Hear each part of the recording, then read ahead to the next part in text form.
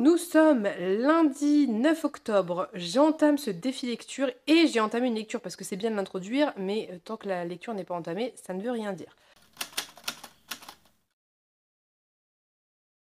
Donc, pour rappel, ce mois-ci, Pénélope m'a mis au défi de lire un livre qui fait peur, qui me fait peur, que ça soit par les thématiques, le genre ou la taille de l'ouvrage ou tout ce qui peut faire appel à quelque chose qui me ferait peur. Donc on est sur notre thématique Spooky Halloween.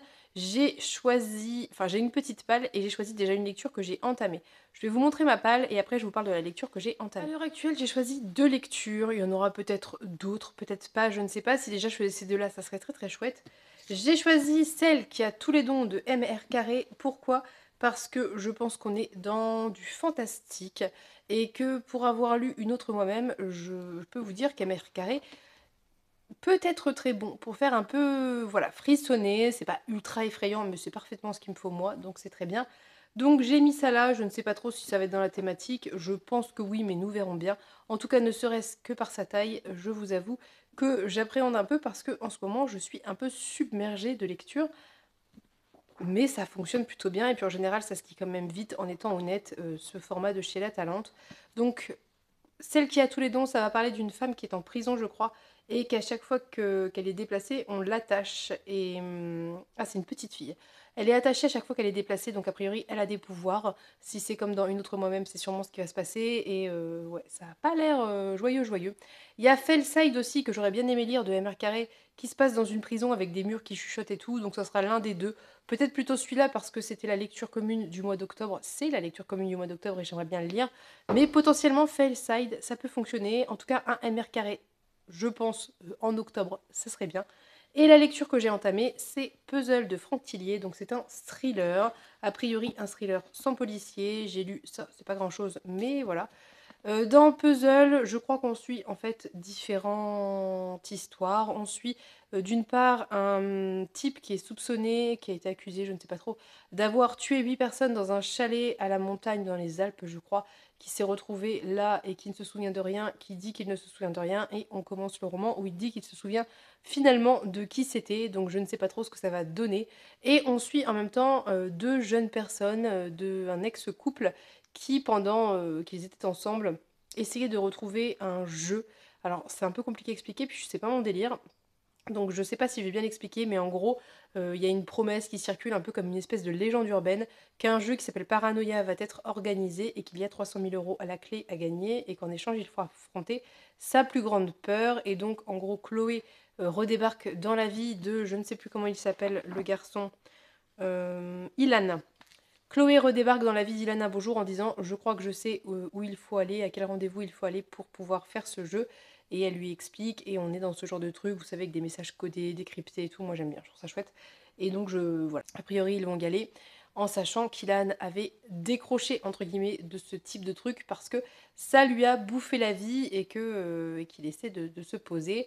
On a aussi une histoire a priori, je ne sais pas dans quelle mesure ça va être relié, mais des parents d'Ilan qui étaient médecins, mais je ne sais plus quoi, psychiatres je crois, et qui auraient découvert quelque chose et qui ont mystérieusement disparu peu de temps après. Et donc ils soupçonnent un complot, mais on ne sait pas trop si c'est lui qui est parano ou si vraiment il y a quelque chose. Bon, voilà, on a plusieurs trucs en parallèle, c'est plutôt chouette, c'est plutôt addictif. Toutes les personnes qui me l'ont conseillé, il y a plusieurs personnes qui me l'ont conseillé, m'ont dit que c'était vraiment très chouette. Je ne suis pas fermée à lire du thriller, partant du principe qu'il n'y a pas de flic. Ça m'intéresse, j'aime bien ça, à petite dose. En fait, j'aime bien le côté addictif, le côté page-turner, donc c'est plutôt cool. Donc ça, c'est ma lecture en cours. Je ne peux pas vous donner d'avis parce que j'ai lu concrètement 56 pages, donc voilà, on en reparlera. Mais pour le moment, je suis plutôt bien dedans. Donc voilà, vous avez ma petite palle. Je n'exclus pas d'ajouter d'autres livres parce que je pense que j'en ai d'autres, mais je ne sais pas encore pour le moment. Déjà, on va partir sur ça et nous verrons bien.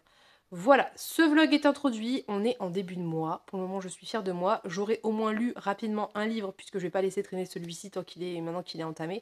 Donc au moins, je ne serai pas trop en course à la fin du mois, ce qui est plutôt une bonne chose. Sur ce, je vous laisse pour cette petite introduction pile à lire et on se dit à je sais pas quand pour un point lecture.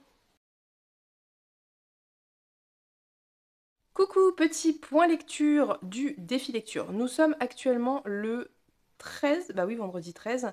octobre et j'ai avancé la lecture de Puzzle, oui c'est Puzzle. De Puzzle de Franck Tillier, j'ai lu 182 pages, donc je suis bientôt à la moitié.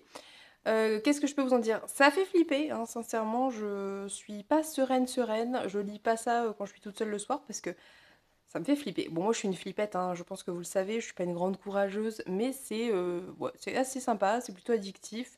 Je pense que tout l'intérêt du livre va se dévoiler au moment de la résolution, j'imagine.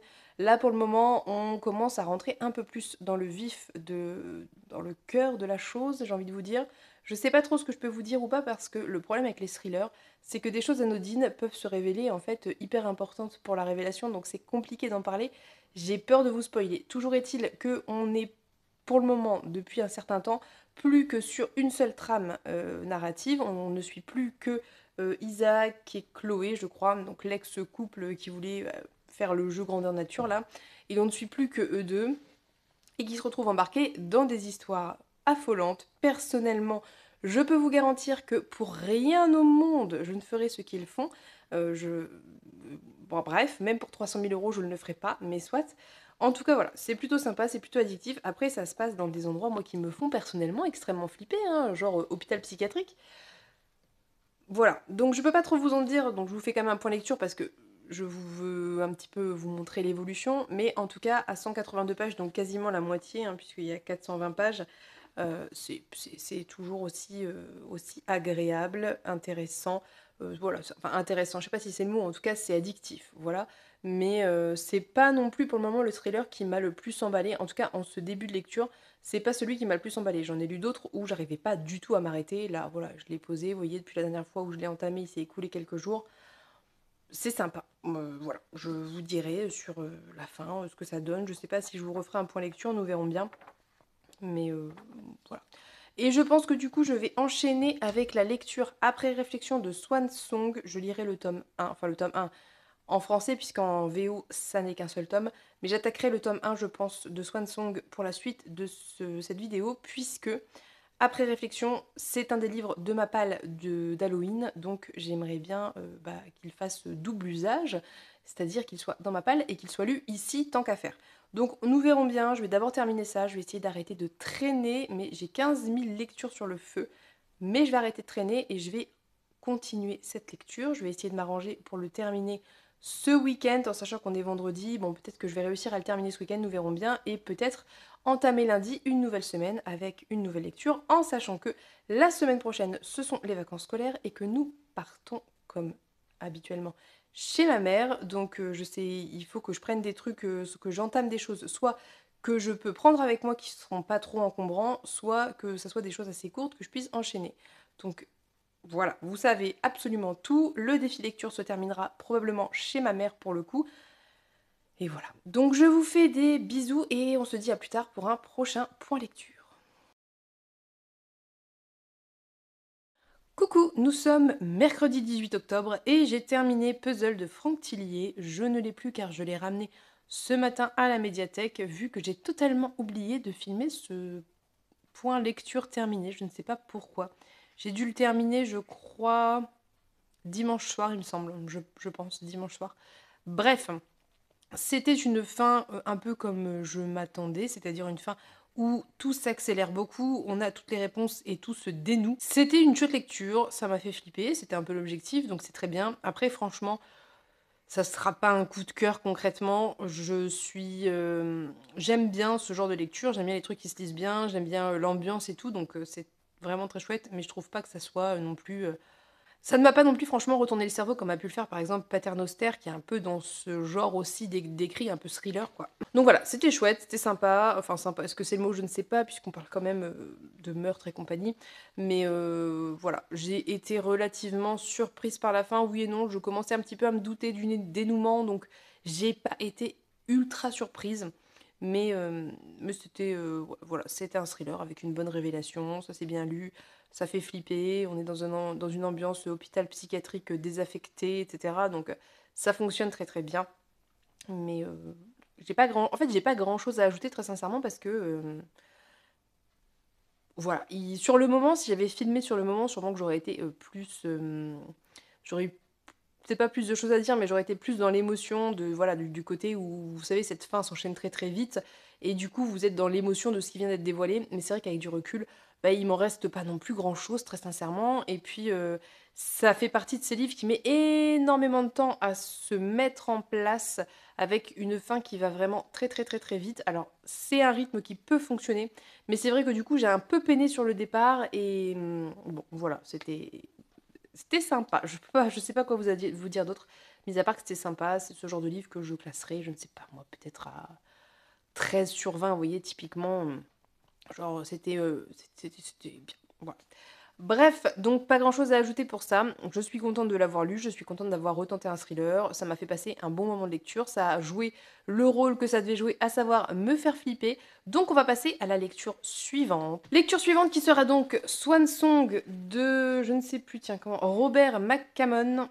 Oui, c'est ça, Robert McCammon, qui est quand même un beau bébé que mon frère m'a offert en août, que je vais emmener avec moi en vacances puisque je pars ce soir et que je vais essayer de lire sur ma semaine de vacances, en sachant que j'ai d'autres lectures à faire. Mais bon, bref, je vais quand même essayer de lire ça sur cette semaine et le suivant sur la dernière semaine d'octobre. Ça pourrait être plutôt pas mal. Je ne sais plus si je vous avais dit de quoi ça parle, Swan Song, c'est un post-apo apparemment qui est assez violent, avec des créatures un peu zombies et compagnie, qui sûrement va faire le job aussi de m'effrayer. Il y a de fortes chances pour que ce soit le cas. J'ai vu beaucoup d'avis qui disaient que c'était très très chouette, mais que concrètement, en termes de sexisme, c'était pas ouf. En même temps, ce livre date de je ne sais plus quand. On est d'accord, on n'est pas sur un truc très très récent. 87, voilà. Ceci explique cela. Mais j'ai très très envie de le découvrir, donc c'est parfait. Je vais lire ça, je vous en reparlerai au fur et à mesure. Vu la taille du truc, j'aurai, je pense, le temps de faire des points entre deux. Et puis, si j'arrive à lire ça et l'autre, bah, on sera déjà bien pour ce défi lecture, je pense. J'aimerais beaucoup, ça me ferait 2 livres terminés et puis je suis très curieuse aussi. Donc pour le moment, rien à ajouter de mon côté. Je vais vous laisser pour aujourd'hui. On fera un petit point quand j'aurai entamé et peut-être lu une centaine de pages ou quelque chose comme ça pour vous dire comment je sens ce début de post-apo. En ce moment, je lis beaucoup de post-apo. Peut-être falloir que je me calme parce qu'après, je suis démoralisée. C'est terrible. Bref, je vous laisse. On se dit à plus tard. Coucou, on se retrouve toujours pour mon défi lecture. J'ai pris avec moi, puisque vous voyez que je ne suis pas chez moi et que je n'ai pas filmé de plan depuis que j'ai terminé l'autre, je crois. Bref, Swan Song que m'avait offert mon frère, donc de Robert McCammon, que j'ai très bien avancé. Je n'ai pas fait de plan intermédiaire parce que je n'avais pas très envie de filmer, que c'était un peu les vacances et que personne ne m'en voudra. Mais je l'ai bien avancé puisqu'il doit m'en rester peut-être un peu plus d'un tiers quand même. Mais je l'ai quand même très bien avancé. J'en suis à la page 315 sur 523. Donc voilà, ça s'est avancé tranquillement à raison de quelques chapitres par jour, mais ça a avancé. Swan Song, c'est l'histoire de la fin de l'humanité, concrètement, on peut dire, puisqu'il y a une guerre nucléaire entre la Russie, les États-Unis et l'Europe, je crois. Et donc le livre commence juste avant, mais quand je dis juste avant, c'est vraiment quelques heures avant. Et on continue sur l'après-explosion nucléaire.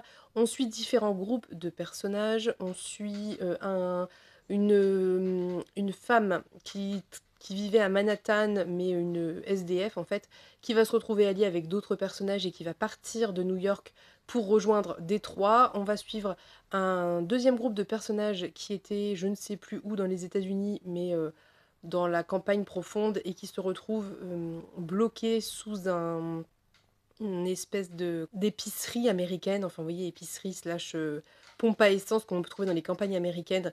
Donc on a deux hommes, une femme et sa fille qui s'appelle Swan, donc je pense qu'elle a son importance vu le titre du livre. Et on suit un troisième groupe de personnages qui, eux, sont des espèces de survivalistes qui avaient prévu tout ça et qui ont creusé sous une espèce de montagne pour vivre protégés, sauf que ça a été mal fait et que ça part en cacahuète.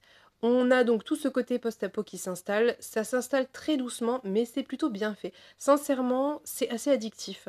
On a envie de continuer, on a envie de savoir où ça va. Il y a des groupes de personnages que je préfère à d'autres. J'aime pas trop le côté montagne, militaire et tout. C'est, je pense, le groupe que j'aime le moins et qui me saoule le plus. Ce qui m'intéresse le plus, moi, c'est très sincèrement de suivre Swan, donc la petite fille qui a une dizaine d'années, je crois, qui a des espèces de capacité magique, donc il y a vraiment ce côté fantastique qui existe dans l'ouvrage avec Swan et sa capacité de communiquer avec, la nature et les plantes. Il y a aussi un espèce de personnage qui se balade et qui est clairement, une espèce de personnification d'un des grands fléaux de l'humanité, je ne sais pas lequel, genre, c'est comme si on avait personnifié la peste ou vous voyez une espèce de grand méchant ou le diable ou que sais-je, qui se balade et qui existe de manière, enfin qui apparaît et disparaît et qui est très très très méchant. Et puis il y a aussi une espèce d'objet un peu magique. Donc il y a vraiment un peu un côté fantastique, un peu magique qui existe, qui est intéressant, qui donne envie de savoir où ça va aller, qui donne envie de savoir comment ça va se développer. Pour le moment, je pensais qu'il y allait avoir des espèces de zombies, ça n'est pas encore le cas. Peut-être que ça le sera, je ne sais pas encore. En sachant qu'il y a 2 tomes en français, mais qu'en version originale, c'était un seul tome. Donc là, j'ai lu l'équivalent de plus ou moins un peu plus d'un quart de l'ouvrage en entier, quoi, si vous voulez. Donc à voir où ça va aller.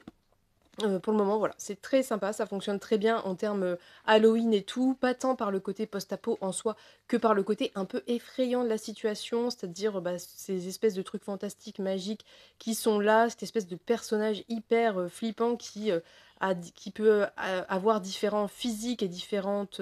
selon qui le regarde, il n'a pas le même physique, donc il y a un moment où il y a 2 personnages qui le regardent et il est décrit de 2 manières différentes. C'est un peu déstabilisant, mais c'est hyper intéressant. Donc voilà, très chouette lecture, j'aime beaucoup, je trouve ça très intéressant. Pour le moment, j'ai pas encore trop le côté sexiste, etc. que j'ai pu voir dénoncer enfin voilà, que j'ai pu voir passer. Ça n'y est pas trop, même si on a beaucoup plus de personnages masculins que de personnages féminins, ou en tout cas de personnages masculins forts et importants que de personnages féminins. Mais à voir comment ça va évoluer. Donc je vais continuer ça tranquillement. Je pense que je lirai dans le train demain puisque je rentre demain. Et je vais essayer de terminer ça sur cette fin de semaine, histoire de peut-être d'enchaîner avec le deuxième, puisque c'est comme ça que ça a été pensé à l'origine. C'est peut-être un peu dommage de laisser un temps entre les deux. Je ne sais pas, nous verrons bien. Mais voilà, donc je suis très contente de l'avoir entamé. Ça faisait partie de ma pile à lire halloweenesque. Et ça rentre très bien dans le cadre du défi lecture, lire un livre qui me faisait peur. Ce qui est un petit peu le cas par le format, parce que mine de rien, c'est pas si court, surtout qu'il y en a 2 de cette taille-là, donc c'est quand même un bon gros bébé. Et puis aussi par les thématiques abordées, il y a des moments où je suis pas sereine, très sincèrement. Voilà. Donc on en reparlera, j'ai pas grand chose à en dire en termes de thématiques et tout, parce que je pense que c'est vraiment des choses assez attendues, à part ce côté fantastique qui se manifeste de manière un petit peu ponctuelle et qui n'est pas forcément hyper développé pour le moment. Là, on est vraiment encore dans cette étape de comment survivre, où aller, est-ce qu'on peut aller quelque part, est-ce qu'il y a un quelque part où il y a des gens qui ont survécu, puisque tous les petits groupes sont un peu isolés, croisent très très peu de monde et ont l'impression d'être les derniers humains dans les États-Unis, et espèrent trouver un ailleurs où il y aurait encore des gens vivants. Donc on est vraiment là-dedans, on est dans sortir de l'état de choc des bombes qui ont explosé et trouver quelque part où aller, trouver une solution. Voilà, donc on en reparle dès que je serai rentrée et que je l'aurai terminé. Je pense pas vous refaire un point entre deux. On verra si j'enchaîne dans la foulée et si je l'inclus dans ce vlog ou si j'aurai pas le temps parce qu'il va falloir le poster assez bientôt vu qu'on est en fin de mois, puisqu'à l'heure actuelle on est le 24 ou 25, je ne sais plus, 24 peut-être. Bref, donc je ne sais pas encore, nous verrons bien. Je vous ferai un point en temps utile. Je vous laisse pour ce petit plan et on se dit à plus tard. Coucou, on se retrouve pour un bilan, point, défi lecture. Donc j'ai terminé Swan Song, le premier volume, donc Le feu et la glace de Robert McCammon, que m'a offert mon frère en août, du coup, ou en septembre, je ne sais plus. Bon bref, qui m'a offert il y a assez récemment, et qui était une très très très très bonne lecture, j'ai vraiment beaucoup aimé. Je trouve que le parti pris de proposer un post-apo durant bah, l'apocalypse, entre guillemets, est assez intéressant parce que c'est quelque chose que j'ai assez peu lu. Alors peut-être que ça existe beaucoup et que je ne suis pas au courant, c'est possible, mais moi j'en ai assez peu lu.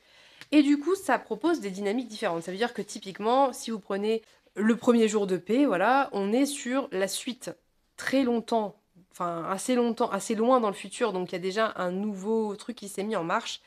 Mais ici, du coup, ça permet de mettre en place des dynamiques post-choc, en fait. C'est-à-dire qu'il y a le traumatisme qui arrive, donc il y a les bombes nucléaires qui explosent, il y a tout qui explose, les gens qui sont très grande majorité morts, mais sinon mutilés, brûlés, enfin voilà, dans de très, très mauvais état. Au minimum, ils sont irradiés et au pire, ils sont brûlés sur 60-70-80 % du corps, voilà.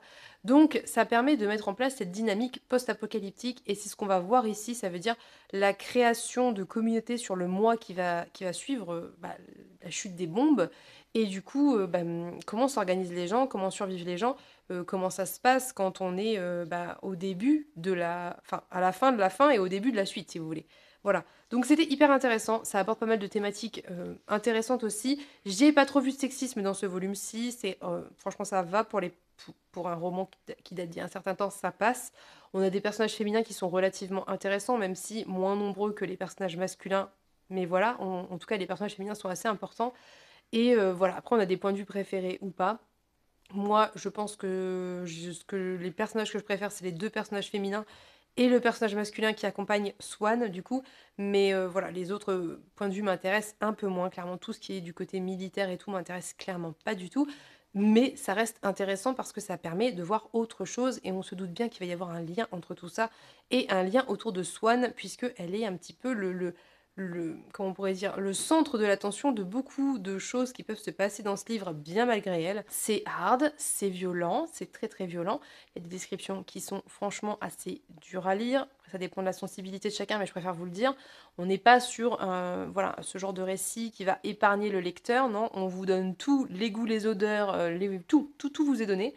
Faut dealer avec, mais c'était vraiment très très intéressant. J'ai beaucoup aimé. Je vois bien le genre de thématiques qui peuvent être abordées en sous-texte. Après, on est sur quelque chose d'assez cliché finalement, où les Russes sont les grands méchants, où les pauvres États-Uniens sont les pauvres victimes, blablabla. Mais les personnages nuancent un petit peu ça en montrant la bêtise en fait de finalement se taper dessus pour tout détruire, puisque on parle là du postulat que déjà tous les États-Unis sont détruits, mais a priori pas que, puisque au tout début on suit le président des États-Unis qui perd peu à peu contact avec toute l'Europe et en fait le monde entier, donc tout a pété si vous voulez. Donc voilà, il y a quand même une remise en question de la bêtise des politiques et tout ça, et de qui paye les pots cassés, mais c'est pas, je pense pas que ce soit hyper engagé en tant que tel, c'est vraiment, voilà, c'est une histoire qui est très, qui a ce côté très pulp, très américain, très grosses explosions, comment vous dire, gros rebondissements, bien violents, bien crado, enfin voilà. Mais c'est vraiment très intéressant. Je saurais pas trop quoi vous en dire de plus parce que j'ai pas tellement pris note. J'ai lu au fil et j'ai apprécié. J'ai apprécié la lenteur du texte parce que finalement, sur ça, il se passe peut-être 1 mois et demi, je crois. Et pendant très longtemps, certains personnages sont coincés à certains endroits et ont du mal à s'en sortir. Enfin, il y a vraiment une certaine lenteur des événements, mais qui est très cohérente et qui est très logique vu le contexte et que je trouve très bien faite. J'ai pas trouvé du tout que c'était ennuyant. J'étais vraiment à fond avec eux et j'avais envie de les aider et voilà, de les aider où qu'ils soient et peu importe lesquels c'était, mais de tous les aider en tout cas. Et il y a ce côté aussi que j'aime bien où on a un noyau dur de personnages qui va raccrocher des gens à leur groupe, puis s'en séparer, bon, soit parce qu'ils se font dévorer ou je ne sais quoi, soit parce qu'ils partent. Mais voilà, il y a ce côté aussi un peu évolutif et ce côté qui d'habitude pourtant me plaît pas forcément, mais que là j'ai beaucoup aimé, de se déplacer. Et c'est hyper intéressant dans le texte parce que ils ne savent pas pourquoi ils se déplacent, mais ils ont tous le sentiment qu'il faut essayer d'aller ailleurs, qu'il ne faut pas rester là où on est, qu'il faut essayer de chercher un endroit où il y aurait des gens, un endroit où il y aurait autre chose, peut-être un endroit épargné par les bombes. Et tous sont en déplacement. Certains savent plus que d'autres où ils veulent aller, mais ils sont tous en déplacement et ils sont très peu immobiles. Et l'immobilité semble être la mort, en fait, pour la plupart des personnages. Et, et ouais, pourtant, j'aime pas forcément d'habitude ce genre de truc avec des déplacements et tout, des marches et des marches et des marches, mais là, c'est bien fait. Ouais, voilà, j'aime beaucoup. Je trouve ça très très bon. J'appréhende un peu la lecture du deuxième, puisque dans toutes les critiques que j'ai pu en voir, le deuxième était en dessous du premier et assez critiqué, notamment pour son sexisme et ses clichés très. Voilà, l'homme viril qui vient sauver la pauvre jeune fille, ce genre de choses, mais je vais le lire dans tous les cas très prochainement et je vous en reparlerai. Je compte pas laisser traîner parce que dans le format d'origine, c'était un seul volume, donc je vois pas l'intérêt de laisser traîner trop. Ça serait comme arrêter un livre au milieu et le reprendre plus tard. C'est bon, voilà, ça peut se faire, mais c'est un peu dommage. Donc voilà, on en reparlera. En tout cas, moi j'ai beaucoup aimé. C'est une lecture qui fonctionne très bien pour la période, qui pour le moment est un peu fantastique, mais pas trop. On sait pas trop dans quelle mesure ça va, voilà, comment ça va évoluer. C'est la bonne, pour moi, c'est la bonne dose pour que ça soit un roman qui se dévore, malgré son format assez impressionnant, puisqu'on est quand même sur 540 pages et que le deuxième doit en faire plus ou moins autant. Bref, du coup j'ai terminé ça, je voulais enchaîner avec le deuxième, mais je me suis dit qu'une petite pause serait la bienvenue, puisque quand j'étais à Paris, j'ai trouvé un ouvrage qui m'intéresse depuis très longtemps et que je n'avais jamais vu en vrai jusqu'à présent, donc j'ai sauté dessus, chez Gibert.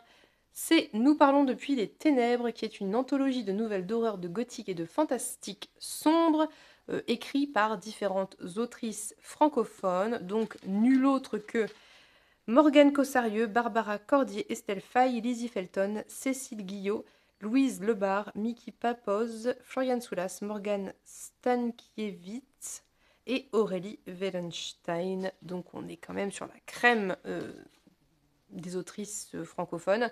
J'ai lu la première, mais j'ai attendu parce que je voulais quand même faire un point. J'ai lu la première qui est celle d'Aurélie Wellenstein, qui s'intitule, je ne sais même plus le titre. On a une très bonne préface d'Estelle Faye qui est très intéressante d'ailleurs concernant l'horreur.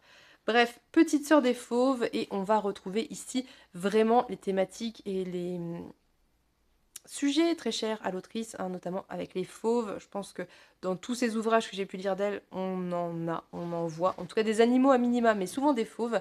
Et on va se retrouver dans cette espèce de monde assez dark, assez sombre, où on a une espèce de religion qui est installée et qui, une fois par an, va chercher dans tous les villages du royaume des jeunes qui ont entre 6 et 17 ans pour en faire on ne sait pas quoi, personne ne sait quoi. Tout ce qu'on sait, c'est que ça finit pas très bien puisqu'on ne les revoit jamais, et donc on va voir la jeune fille qui est au moment de la sélection et tout ce qui va en découler. Je ne vous en dirai pas plus, j'ai beaucoup aimé cette nouvelle, je trouvais qu'elle était bien écrite, qu'elle était bien menée, qu'elle était intéressante. Elle était plus gore qu'effrayante, mais très très bien faite. J'ai retrouvé la plume d'Aurélie Wellenstein comme je l'aime, un petit peu comme il y avait en plus léger quand même, hein, mais dans Le Dieu Oiseau. Le Dieu Oiseau, j'ai un doute sur les titres. Bref, voilà, donc c'était très chouette. Voilà, je voulais vous attendre pour enchaîner, mais je vais maintenant pouvoir enchaîner parce que j'ai très envie de le lire et ça se lit très très vite. Donc je vous en reparlerai dans 2-3 nouvelles, je ne sais pas, nous verrons bien. Sachez juste que je suis ravie de le découvrir et que c'était l'occasion parfaite puisqu'on est sur de l'horreur et du gothique. Voilà. Je vais vous laisser pour ce petit point. Je vais vite vite terminer ça et enchaîner avec la clôture et le prochain défi puisque on est le 29 tout simplement. Je vous fais des gros bisous, on se dit à plus tard. Coucou, on se retrouve, il est méga tard, on est jeudi soir, j'ai fini mon livre qui est ici mardi soir je crois, et j'aurais pu vous prendre avant mais je ne l'ai pas fait en me disant je vais attendre que la carte de Pénélope arrive, sauf que je réalise que elle va sûrement arriver demain et que demain je ne pourrai pas filmer, sauf que je dois poster cette vidéo pour moi à l'heure actuelle demain soir, donc vendredi en fin de journée. Je ne sais pas comment je vais me débrouiller. Est-ce que je vais réussir à inclure un plan à l'arrache? Est-ce que je vous mettrai en commentaire le défi du mois suivant? Je ne sais pas. En tout cas, il faut que je clôture, c'est nécessaire parce qu'il faut que je monte la vidéo et que je la poste. Bref, j'ai terminé Nous parlons depuis les ténèbres, donc, qui est une anthologie de nouvelles dont je vous ai déjà parlé, donc je ne vais pas re-rentrer dans les détails de tout ça. Je vais être assez rapide parce que je ne compte pas rentrer dans le détail de nouvelle par nouvelle. Il y a des nouvelles que j'ai clairement préférées à d'autres. J'ai beaucoup aimé la nouvelle d'Aurélie Wellenstein, dont je vous ai déjà parlé, donc je ne vais pas y revenir. J'ai beaucoup aimé Un arrière-goût d'éternité de Morgane Cossarieux, qui était autour du mythe des sirènes, qui était très intéressant et très très chouette, et pour le coup qui était un petit peu effrayant, c'était plutôt cool. J'ai aimé 2-3 autres nouvelles, je pense notamment à celle de Florian Soulas et celle d'Estelle Faye qui était vraiment très très chouette. Dans l'ensemble, toutes les nouvelles avaient leur intérêt, j'ai préféré certaines à d'autres, ce qui est assez logique. J'ai trouvé que certaines étaient plus horrifiques que d'autres, plus effrayantes que d'autres. Celle de Florian Soulas était très très réussie à mon sens, j'ai adoré la découvrir dans ce registre extrêmement sombre et j'ai trouvé que c'était vraiment bien fait. Et celle d'Estelle Faye aussi était vraiment très chouette.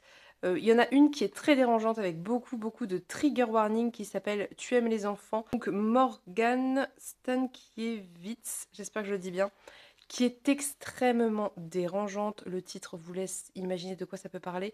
Vraiment très dérangeante mais hyper intéressante. Et c'était très intéressant aussi le fait finalement qu'il n'y ait pas du tout de fantastique dans cette nouvelle mais qu'elle soit dans ce recueil d'horrifique. J'ai trouvé que c'était très juste et très intéressant et hyper bien pensé, hyper intelligent.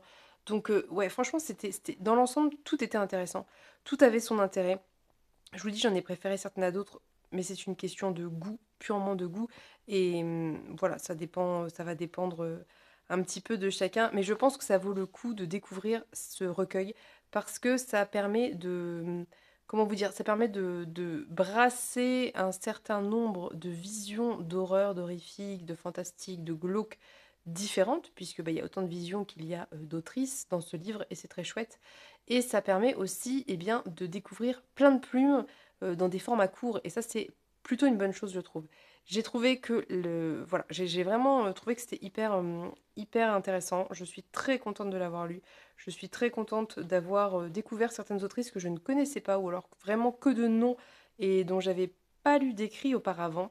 Et donc là, c'était vraiment une occasion, très sympa. J'ai beaucoup aimé aussi d'ailleurs, pardon, j'ai oublié de vous dire, celle de Cécile Guillot, Pas de 2 avec les ténèbres. Bon bref, je vais pas rentrer dans les détails, je vous l'ai dit, parce que sinon ça va être trop long.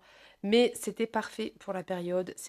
Certaines étaient glaçantes pour différentes raisons, que ce soit parce qu'elles étaient effrayantes ou parce qu'elles étaient vraiment affreuses. Certaines étaient moins, comment vous dire, moins dans l'horreur que d'autres, mais fonctionnaient aussi. Il y en a que j'ai un petit peu moins aimé, mais bon voilà.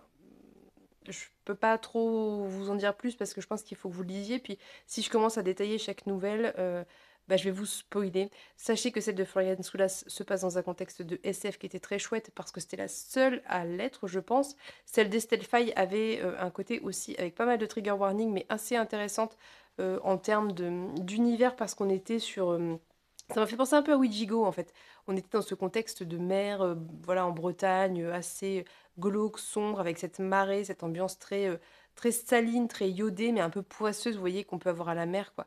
Et qui était vraiment bien en termes d'ambiance et en termes de personnages. Ça m'a un petit peu fait penser aussi à La Sourcière. Oui, ça va un petit côté La Sourcière, un petit peu, qui d'ailleurs aurait pu rentrer là-dedans, parce qu'il y a quand même un côté assez glauque et horrifique à La Sourcière. Mais soit. Donc voilà, j'ai bien aimé aussi ça. Voilà. Donc, je ne sais pas trop quoi vous en dire pour ne pas vous spoil. Sachez que c'est très intéressant, ça vaut la peine d'être lu. Je trouve ça très bien qu'il y ait ce genre d'initiative parce qu'effectivement, on a assez peu d'horreur qui est vendue telle quelle. Ça veut dire qu'on peut avoir des scènes d'horreur, etc. Mais c'est rarement vendu en l'état et c'était chouette qu'il y ait cette initiative de regroupement d'autrices puisque on a toujours cette idée, quoi qu'on en dise, alors peut-être pas vous et moi, mais dans l'imaginaire collectif, on a toujours un petit peu cette idée que les femmes écrivent des trucs de femmes et donc pas de l'horreur en fait. Et l'horreur, c'est Lovecraft et c'est quasiment exclusivement réservé à Lovecraft. Et c'est pas un truc très vendeur, surtout quand c'est une autrice. Et c'est ce qu'explique Estelle Faye au début, hein, donc c'est pas juste mon impression à moi, hein, c'est ce qu'elle dit et ce qu'on lui a dit quand elle a publié Ouijigo. Donc c'est bien qu'il y ait ce genre d'initiative où on montre que l'horreur est un genre ou un sous-genre, je ne sais pas trop, à part entière. Peut-être pas un genre parce que, bah voyez, ça peut se caser en SF, ça peut se caser en fantasy, etc. ou dans la réalité contemporain.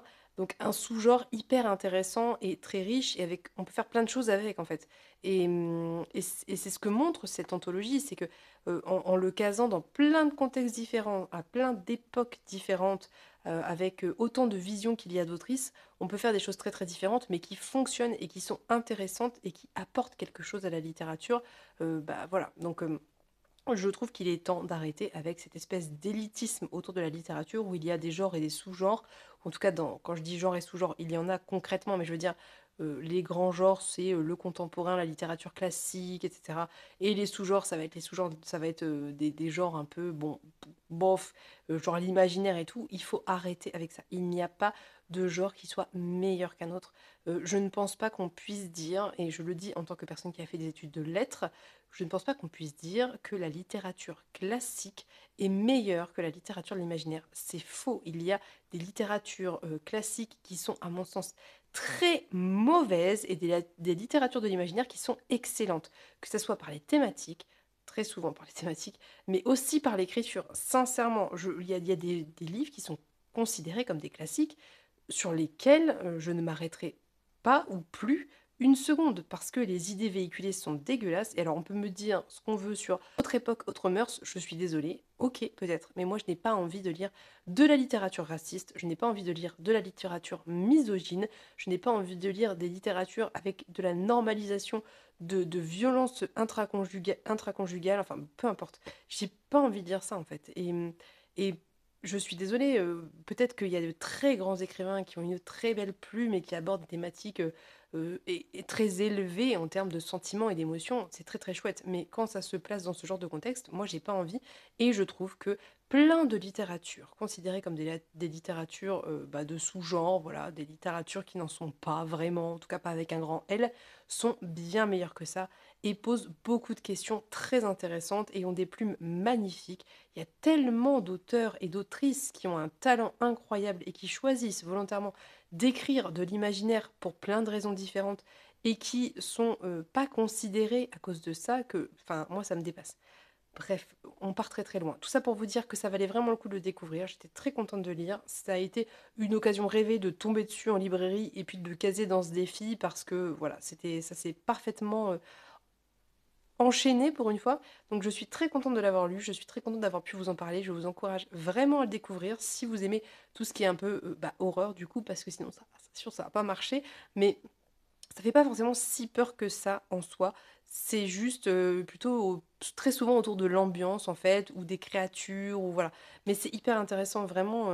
Je serais ravie de lire plein d'autres anthologies de nouvelles. J'ai très envie de lire des anthologies de manière générale.